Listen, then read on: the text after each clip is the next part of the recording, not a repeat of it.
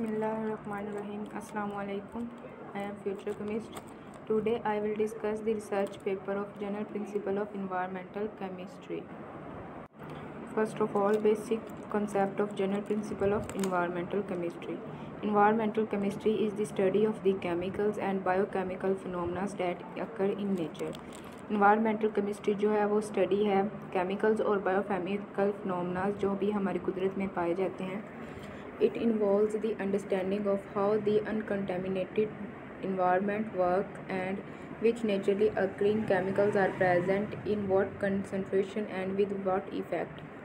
इसमें हम स्टडी करते हैं कि कैसे के केमिकल्स इन्वायरमेंट में पाए जाते हैं, इनकी मिकदार क्या होती है और इनके इफ़ेक्ट क्या होते हैं इन्वायरमेंट पे. Without this it would be impossible. इसकी स्टडी के बगैर ये इम्पॉसिबल होता है कि हम इफ़ेक्ट्स जो होते हैं ह्यूमन के इन्वायरमेंट पे उसको स्टडी करें. जो इन केमिकल्स ह्यूमन्स जो होते हैं वो रिलीज़ करते हैं इन्वायरमेंट पे, उसका क्या असर होता है इन्वायरमेंट पे, वो इन्वायरमेंटल केमिस्ट्री की स्टडी के बगैर मुमकिन नहीं होता. नेक्स्ट है it is a multi disciplinary science that in addition to chemistry. ये मल्टी डिसिप्लिनरी साइंस होती है, मतलब इसमें साइंस की जो दूसरी शाखें होती हैं वो भी इन्वॉल्व होती हैं. मसलन physics, life science, agriculture, material science, public health, sanitary engineering and so on. More or less it is the study of source, reactions, transport, effect and fate of chemical species in the air, water and land, and the effect of human activities upon the various environmental segments such as atmosphere, hydrosphere, lithosphere and biosphere.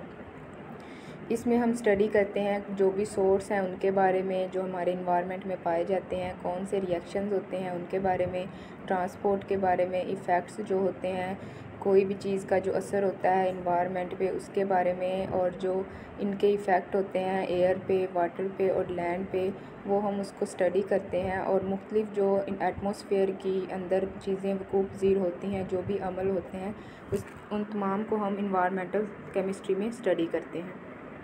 है importance of the environment across the developed countries. जो developed countries हैं इसमें environments की importance 1960s में realise की गई और ये 1970 में मुकम्मल हुई, जिसको अर्थ डे का नाम दिया गया.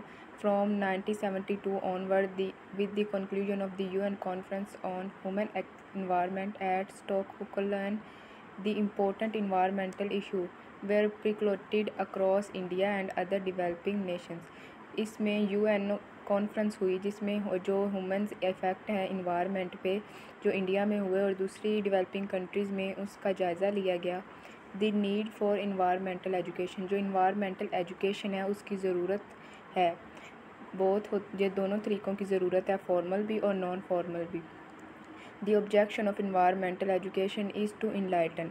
जो इन्वायरमेंटल एजुकेशन है इसका मेन मकसद है पब्लिक को अवेयर करना ताकि वो अपने माहौल को प्रोटेक्ट करें और कंजर्वेशन ऑफ आवर इन्वायरमेंट, हमारे जो इन्वायरमेंट है उसको कंजर्व करे, and about the need to restrain human activities, और रीस्टेन करे अपनी एक्टिविटीज़ को जो डिससरकममेट करती हैं, पोल्यूटेंट बनाते हैं इन्वायरमेंट में, अपनी एक्टिविटीज़ को वो रोक दें और हमारे माहौल को वो प्रोटेक्ट करें.